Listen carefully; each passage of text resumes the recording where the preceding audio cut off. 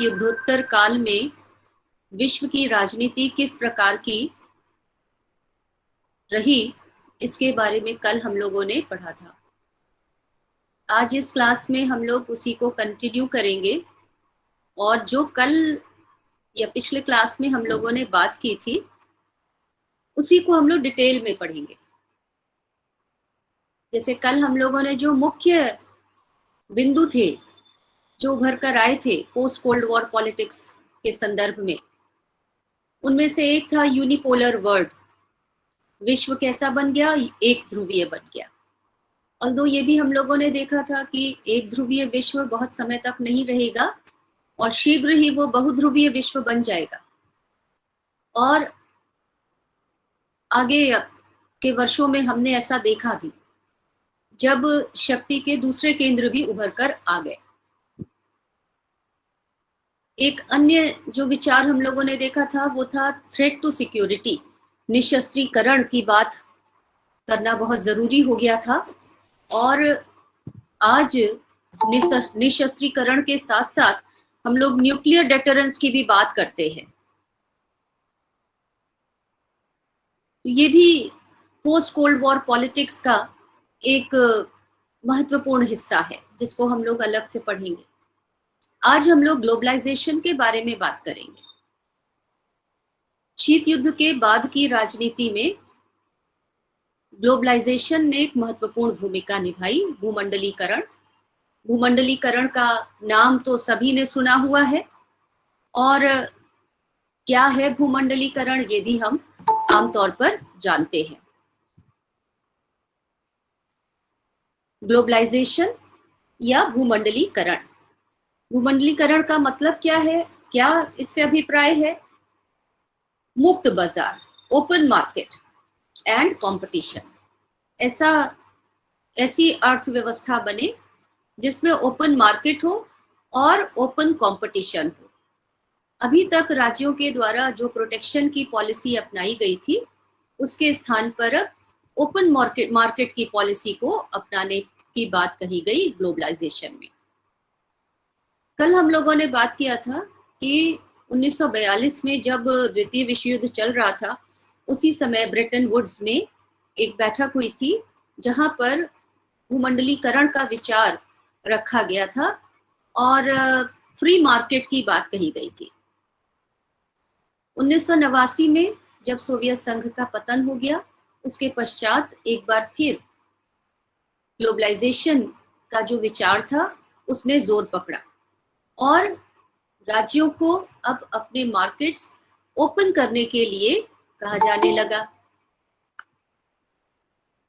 तो open market और open competition, ये सबसे पहला अर्थ भूमंडलीकरण से है, यानी कहीं कोई सीमाएं नहीं, कोई बॉर्डर नहीं, फ्री फ्लो ऑफ गुड्स। दूसरी बात, adjustment of national economy with that of world economy.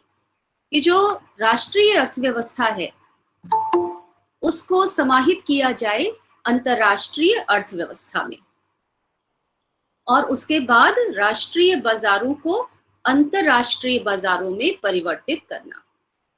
Converting national market into international one, which facilitates the international mobility of factors of production or commodities, thereby taking the best benefit of the factors of production. दूसरे शब्दों में हम कह सकते हैं कि राष्ट्रीय अर्थव्यवस्था का वैश्विक अर्थव्यवस्था के साथ एकीकरण की प्रक्रिया करना। तो राष्ट्रीय अर्थव्यवस्था और वैश्विक अर्थव्यवस्था को इंटीग्रेट करना। दिस इज व्हाट ग्लोबलाइजेशन मेंट। उन्मुक्त व्यापार, ओपन मार्केट, ओपन ट्रेड, वस्तुओं का फ्री फ्लो, जिससे जो रिसोर्सेज हैं उनका पूरा लाभ लिया जा सके। अभी तक ऐसा नहीं था। राष्ट्र अपने मार्केट्स को बंद रखते थे, प्रोटेक्शन की पॉलिसी अपनाते थे, संरक्षण की नीति, जिससे उनके अपने जो उद्योग धंधे हैं उनको प्रोत्साहन मिल सके, क्योंकि बाहर से अगर सामान आएगा कम दामों पर, तो उनके अपने उद्योग धंधों को नुकसान पहुंच सकता है।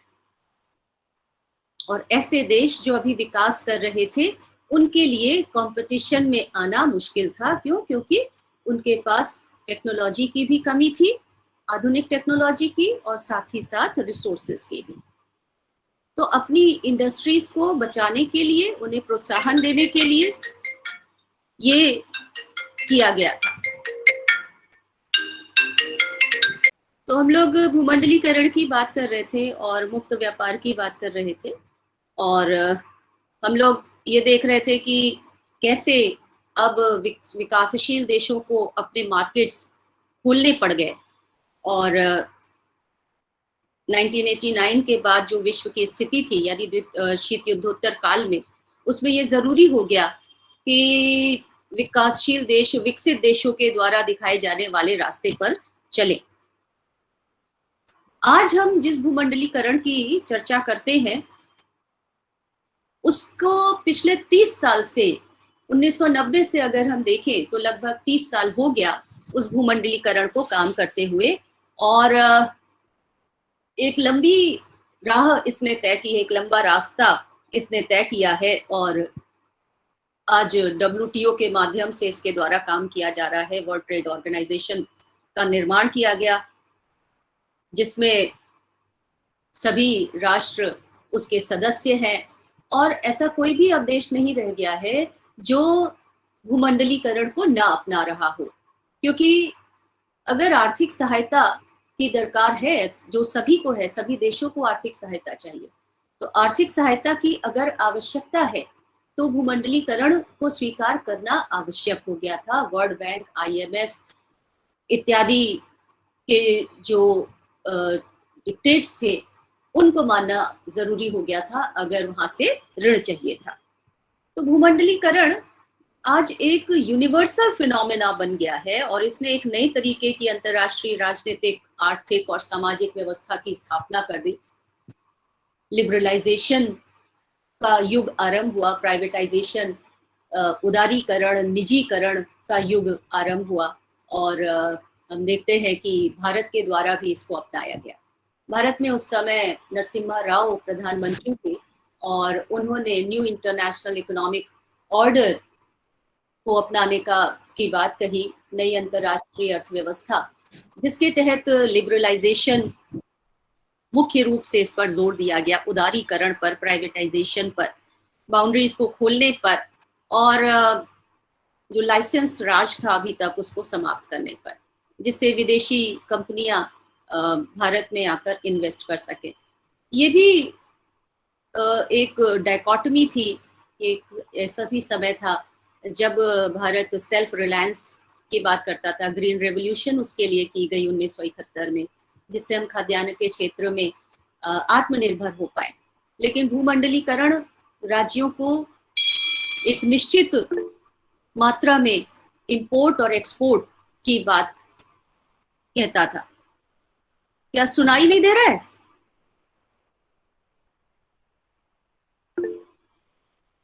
आपको सुनाई? मैम दे रहा है। मैम ठीक है आवाज। तो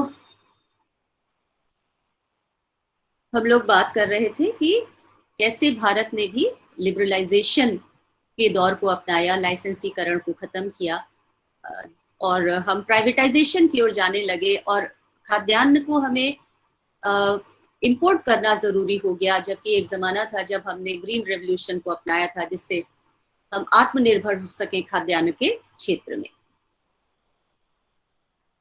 ग्लोबलाइजेशन ने अर्थ को बड़ा महत्वपूर्ण बना दिया, और अंतरराष्ट्रीय राजनीति अर्थ से प्रभावित होने लगी। आर्थिक कारक राजनीतिक निर्णयों को डिक्टेट करने लगे, उनको प्रभावित करने लगे। जैसा हम अपने देश के लिए भी देखते हैं कि भारत ने एक लंबे समय तक इजराइल को मान्यता नहीं दी थी अपने राजनीतिक कारणों से, लेकिन 1990 के बाद उसने इजराइल को मान्यता प्रदान की। क्यों? क्योंकि इजराइल को मान्यता देने के पीछे मकसद ये था कि अमेरिका के साथ हम अपनी दोस्ती को मजबूत बना पाए। और अमेरिका के साथ दोस्ती मजबूत करने का कारण ये था कि हमें जो वर्ल्ड बैंक और IMF से आर्थिक सहायता प्राप्त करनी है उसमें सहूलियत हो सके। तो अब देखा जा रहा था कि जो पॉलिटिकल डिसीजंस हैं they were being dictated by economic causes, आर्थिक कारक उसको प्रभावित कर रहे थे। और ये पूरा विश्व अब आर्थिक रूप से एक बाजार के रूप में हमें दिखाई दे रहा था। इसने सोशल जो फैक्टर्स थे उनको भी प्रभावित किया। मार्केट्स ओपन हुए, राष्ट्रों के बीच में ज़्यादा सुगम हो गया आना जाना, और जो मार्केट था उसने सोसाइटी को भी इम्पैक्ट किया। मुझे याद है कि जब ग्लोबलाइजेशन शुरू हुआ था तो भारत में इस पर लंबी बहस हुई थी और ये कहा गया था कि हमें इसे अपनाना चाहिए कि नहीं अपनाना चाहिए। बहुत सारे कंसर्न्स थे, जिनमें कुछ सोशल कंसर्न्स भी थे। भारत में सिंपल लिविंग की बात कही जाती है, simple living and high thinking, लेकिन ग्लोबलाइजेशन कंज्यूमरिज्म को बढ़ावा देता है, उपभोक्तावाद को बढ़ावा देता है, वस्तुओं को खरीदने, मार्केट, हम सब उसमें कंज्यूमर है और पूरा विश्व मार्केट है। तो ऐसे में ये प्रश्न उठा कि क्या भारत के समाज के लिए ये कदम उठाया जाना अच्छा है। स्वदेशी की भी बात कही गई कि हम स्वदेशी, सेल्फ रिलायंस, आत्मनिर्भरता को छोड़कर हम विदेश पर निर्भर हो रहे हैं, अपने मार्केट्स को विदेशी वस्तुओं के लिए खोल रहे हैं। इससे संस्कृति का भी करप्शन होगा, उसमें भी दिक्कतें आएंगी। तो ये भी प्रभाव थे भूमंडलीकरण के, जिनको हम देखते हैं भारत के ऊपर और बाकी अन्य देशों के ऊपर भी। भारत में चूंकि बहुत लंबी बहस हुई और इसलिए हमने बहुत धीमे धीमे अपने मार्केट्स को ओपन किया और भूमंडलीकरण को हमने ग्रेजुअली अपनाया। लेकिन इसके कुछ फायदे भी थे, जैसे इंफॉर्मेशन टेक्नोलॉजी की क्रांति हो गई, पूरे विश्व को एक बना दिया गया और ग्लोबल विलेज उसे कहा जाने लगा। और भारत में भी औद्योगिकी जो IT की जो क्रांति थी, प्रौद्योगिकी की, वो देखी जा सकती है। संचार व्यवस्था में एक रेवोल्यूशन आ गया और उसी रेवोल्यूशन का नतीजा है कि आज हम लोग बैठकर इस तरह से क्लास कर रहे हैं ऑनलाइन मोड में। इसके अलावा इलेक्ट्रॉनिक मीडिया की दूर दराज तक पहुंच बन गई, सैटेलाइट टेलीविजन का आगमन हो गया, मोबाइल टेलीफोन, और अब एक जगह से बैठे दूसरे जगह के बारे में जानना आसान हो गया। तो इस फोन और टेलीविजन ने पूरे विश्व का जो परिदृश्य था उसको बदल दिया। अब एक तरफ तो ये अच्छा भी था, तो दूसरी तरफ ये भी बहस शुरू हुई कि इंटरनेट अच्छा है या बुरा है, और यही निकल कर आया कि ये हमारे ऊपर निर्भर करता है कि हम उसका उपयोग कर रहे हैं कि दुरुपयोग कर रहे हैं। इंटरनेट ने क्राइम को भी, टेररिज्म को भी बढ़ावा दिया, अपराध को बढ़ावा दिया। एक यह भी निकल कर बात सामने आती है। इसके अलावा श्रम बाजार, जो लेबर मार्केट था, वो अब ग्लोबल हो गया, विश्वव्यापी हो गया। और जहाँ 1965 में लगभग 7,50,00,000 लोग एक देश से दूसरे देश में रोजगार के लिए गए थे, वर्ष 1999 में उनकी संख्या बढ़कर 12 करोड़ हो गई। और मुझे लगता है कि आज के समय में ये संख्या इससे कहीं दुगनी और तिगनी होगी, क्योंकि आज तो जो free flow of human beings है वो भी हो रहा है, ऑल्दो उसमें दिक्कतें काफ़ी आई। तो शिक्षा का भी हम देखते भूमंडलीकरण हो गया। आज हम अपने देश में भी देखते हैं कि बाहर की यूनिवर्सिटीज के साथ अंडरस्टैंडिंग है, वो अपने कैंपस यहाँ पर खोल रहे हैं। और although India is much behind China, जहाँ पर फॉरेन यूनिवर्सिटीज के साथ कोलैबोरेशन किया गया है और उनको मौका दिया गया है कि वो चीन में यूनिवर्सिटीज में आकर अपना कैंपस सेटअप करें। और चीन ने आईवी लीग की तरीके का एक चेन बनाने का अपने यहाँ मुहिम शुरू किया है, जिससे विश्व स्तरीय शिक्षा वह प्रदान कर सके। अपने ही लोगों को नहीं बल्कि विदेशी नागरिकों को भी। और इसीलिए बाइलिंगुअल, पहले अभी तक ये था कि चीनी भाषा को, मैंडरिन को जानना जरूरी होता था पढ़ने के लिए, लेकिन अब बाइलिंगुअल तरीके से यानी इंग्लिश का भी प्रयोग किया जा रहा है शिक्षा के माध्यम के रूप में। तो ये एक अपॉर्चुनिटी है जिसका हम प्रयोग कितना कर पा रहे हैं अपने विकास के लिए, अपने आप को एक बड़ी शक्ति बनाने के लिए, ये हमारे ऊपर निर्भर करता है, देश के ऊपर निर्भर करता है। एक जमाना था जब ब्रेन ड्रेन की समस्या थी, यानी कि देश से पढ़े लिखे लोग बाहर चले जाते थे।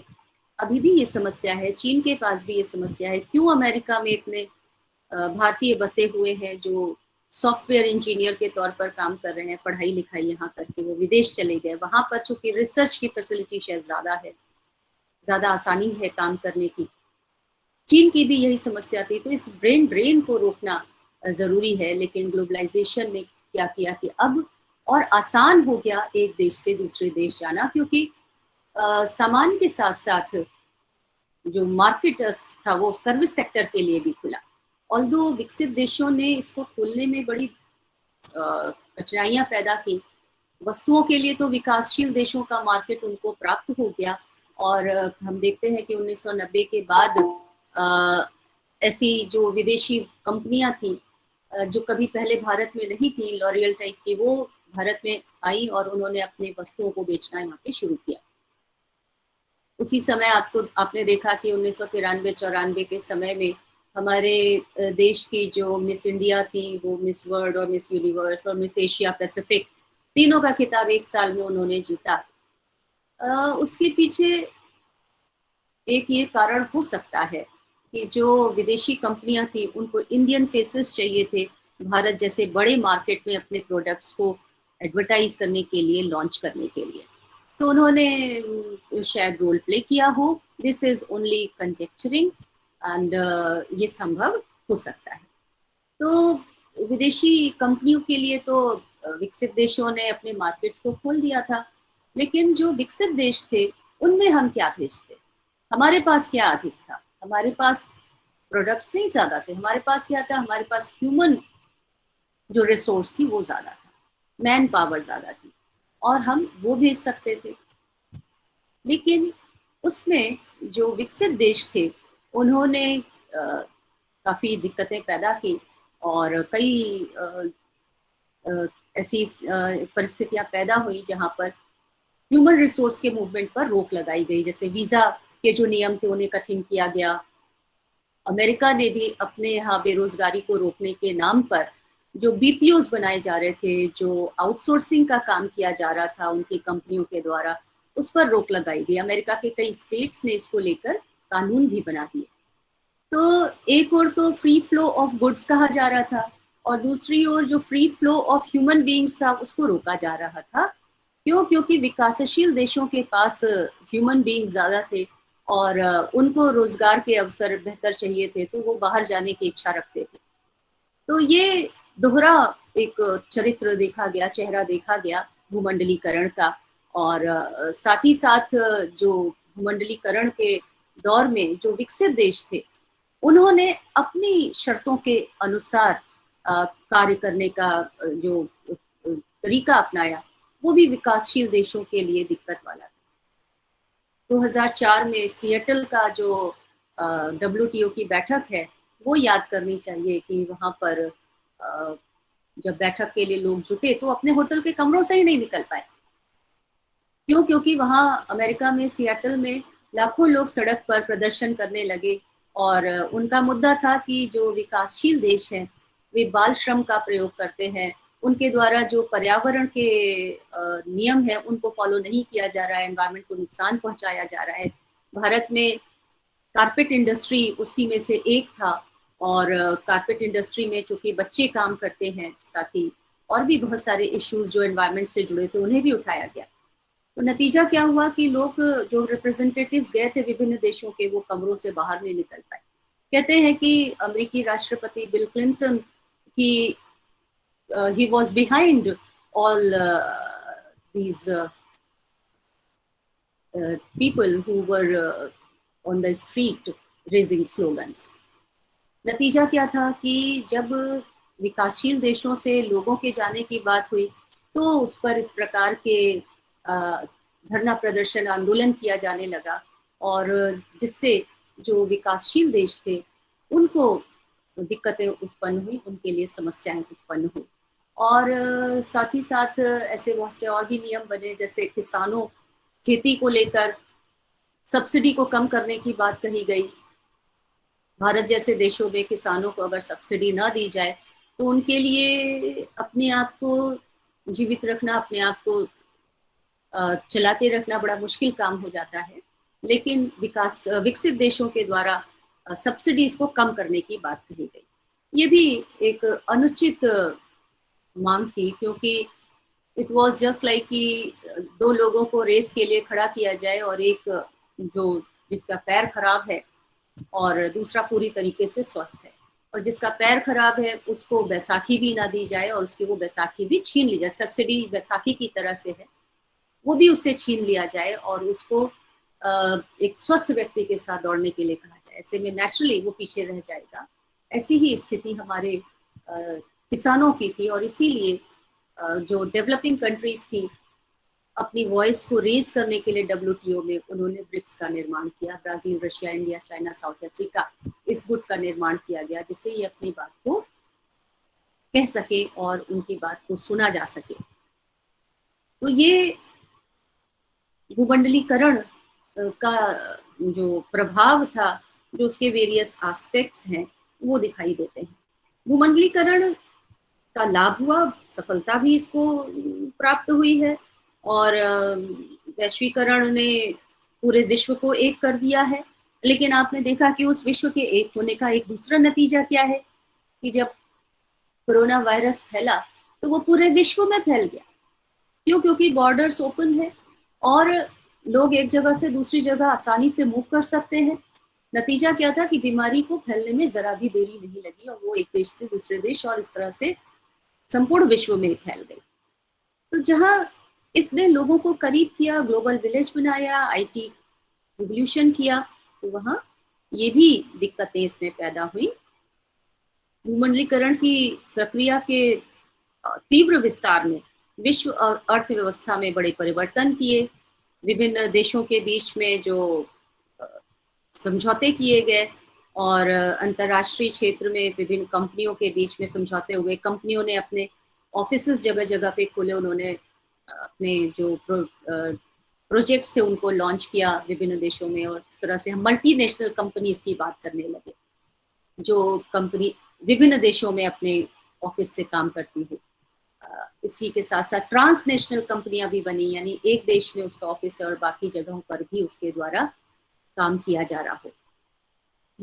रोजगारी बढ़ी, बेरोजगारी कम हुई। भारत में बहुत सारे कंपनियों ने अपना कॉल सेंटर, जिसको हम कहते हैं BPO, उन्होंने आरंभ किया, और जहाँ पर लोगों को रोजगार मिला। तो एक बहुत छलांग आई और जो आय थी लोगों की वो बढ़ी। उसमें जो मिडिल इनकम ग्रुप था उसको भी लाभ हुआ, और हम देखते हैं कि इसने लोगों के एस्पिरेशंस को भी बढ़ाया। बहुत सारी चीज़ें आज हमें उपलब्ध हो रही हैं, वो एजुकेशन भी है उसमें से एक, जो अब हमको उपलब्ध हो सकती है। हम कहीं पर भी बैठे कोई भी प्रोडक्ट मंगा सकते हैं। ऐसा नहीं है कि कोई प्रोडक्ट अब अमेरिका में ही मिलेगा, भारत में नहीं मिलेगा। तो ये सारे लाभ मिले, लेकिन इसने खाई भी उत्पन्न की लोगों के बीच में। जो इनकम का गैप था वो भी इंक्रीज हुआ, और जो गरीबी थी वो बढ़ी। गरीब जो थे वो और ज्यादा गरीब हुए, ये भी इसका एक परिणाम था। तो भूमंडलीकरण ने बहुत सारे कार्य किए। उसने डेमोक्रेसी का भी उसने मजबूत बनाया, क्योंकि आज विभिन्न देश के लोग एक दूसरे से बात कर सकते हैं, मिल सकते हैं, और अपने यहाँ अगर किसी प्रकार की जैसे समस्या है उसके बारे में दूसरे लोगों को बता सकते हैं। जैसे हम लोगों ने देखा कि जो फार्म लॉज है उनको लेकर जब भारत में आंदोलन चला तो उस पर अंतर्राष्ट्रीय जगत के अनेक लोगों ने अपने रिएक्शंस दिए और उनको सपोर्ट प्रदान किया। तो आज कोई भी आंदोलन देश के अंदर का नहीं रह गया है, बल्कि पूरे विश्व का हो गया है। तो ये एक हम लाभ कह सकते हैं। इसने डेमोक्रेसी को बल प्रदान किया, इसने पब्लिक ओपिनियन को बहुत महत्वपूर्ण बना दिया। ट्विटर से लेकर सोशल मीडिया के जो वेरियस फोरम्स हैं, उनमें हम देखते हैं कि लोग अपने ओपिनियन प्रदर्शित करते हैं। तो इसका प्रभाव बड़ा दूरगामी है। जब भूमंडलीकरण शुरू हुआ था, उस समय ये कहा जाने लगा कि अब संप्रभुता खत्म हो गई, सॉवरेनिटी के एंड की बात कही गई, क्योंकि राज्यों के बॉर्डर्स तो ओपन हो गए, संप्रभुता को हम लेकर बैठ नहीं सकते। लेकिन 30 साल पहले भी ये कहा जा रहा था कि संप्रभुता कभी अंत नहीं हो सकती। जैसे नेशनल जो इंटरेस्ट है, it can never be replaced by international concerns. उसी प्रकार से संप्रभुता, नेशनलिज्म, ये कभी खत्म नहीं होता। और आज हम वापस वही देख रहे हैं। आज राज्य अपने जो बॉर्डर्स हैं उनको फिर से बंद कर रहे हैं। अमेरिका अपने बाजार बंद कर रहा है, या भारत या चीन, ये सब आज एक बार फिर सॉवरेनिटी की बात कर रहे हैं, नेशनलिज्म की बात कर रहे हैं, अपनी इकोनॉमी की बात कर रहे हैं, विश्व की इकोनॉमी की नहीं। तो क्या हम लोग भूमंडलीकरण के अवसान की ओर जा रहे हैं? ये अभी से कहना तो मुश्किल है, बट जो साइंस है वो इस तरीके के हैं, जहां पर हम देखते हैं कि आज राज्य वापस अपने बारे में सोच रहे हैं। जिसमें सबसे जो ग्लेयरिंग केस है वो अमेरिका का है, जिसने अपने यहाँ बढ़ती बेरोजगारी को देखते हुए अपने मार्केट्स को दूसरे देशों के लिए बंद किया। ट्रंप ने तो वीजा देना ही बंद कर दिया था। उन्होंने लैटिन अमेरिकन कंट्रीज के साथ भी उनका जो रवैया था वो बड़ा कठोर था। मैक्सिको और अमेरिका के बीच में दीवार बनाने की बात कही जाने लगी। कई देशों से उन्होंने नागरिकों के आवागमन पर प्रतिबंध लगा दिया। तो ये सब जो कदम उठाए गए, उनसे ऐसा लगता है कि वापस हम उस ओर जा रहे हैं जहां पर से हमने शुरू किया था। निजीकरण, उदारीकरण, इन सब का युग शायद बीत रहा है। यद्यपि भारत में चूंकि ये देर से आया था, इसलिए हम अभी देख रहे हैं कि भारत में अभी प्राइवेटाइजेशन को ज़्यादा अपनाया जा रहा है। हमारी जो सार्वजनिक कंपनियां थी, उनका निजीकरण सरकार के द्वारा करने के प्रस्ताव रखे जा रहे हैं, और कई जगह पे ऐसा किया भी गया है। जिसमें सबसे इम्पोर्टेंट तो तुम्हारा टेलीफोन इंडस्ट्री था। वैसे अच्छा भी था, क्योंकि जब कंपटीशन हुआ तो बीएसएनएल ने, जो आज बीएसएनएल कहते हैं, उसने भी अपने आप को इम्प्रूव किया। और इसी तरीके से और भी बहुत जगहों पर आप देखते हैं जहां पर विदेशी कंपनियां आई। बैंकिंग में ही आप देख लीजिए, जब निजी क्षेत्र को उसमें काम करने का मौका मिला, तो जो पब्लिक सेक्टर के बैंक्स थे उन्होंने अपने आप को इम्प्रूव किया। तो कंपटीशन, प्रतियोगिता स्वस्थ तरीके से अगर हो तो उत्पादन बढ़ता है, क्वालिटी बढ़ती है, इम्प्रूव होती है। तो निजीकरण ने ये फायदा तो जरूर दिया था, निजीकरण और उदारीकरण ने। लेकिन आज वापस हम जा रहे हैं भूमंडलीकरण की विपरीत दिशा में, ऐसा मुझे लगता है। It can be like a cyclical change. ये 30 साल पहले हमने जहाँ से प्रक्रिया शुरू की थी, आज हम वापस उस तरफ जा रहे हैं। तो भूमंडलीकरण क्या है, उसका अर्थ क्या है, और कैसे उसको किया गया, डंकल प्रस्ताव से लेकर गैट का निर्माण, general agreement on trade and tariff, और उसके बाद WTO का निर्माण, और आज के समय में भूमंडलीकरण क्या भूमिका निभा रहा है, ब्रिक्स देशों की उसमें क्या भूमिका है, इन सब के विषय में विचार करना आवश्यक है। और ये सबसे बड़ा कह सकते हैं इम्पैक्ट है शीत युद्ध के अंत का, क्योंकि शीत युद्ध के अंत ने फैसिलिटेट किया ग्लोबलाइजेशन के दौर को, ग्लोबलाइजेशन के कार्य को।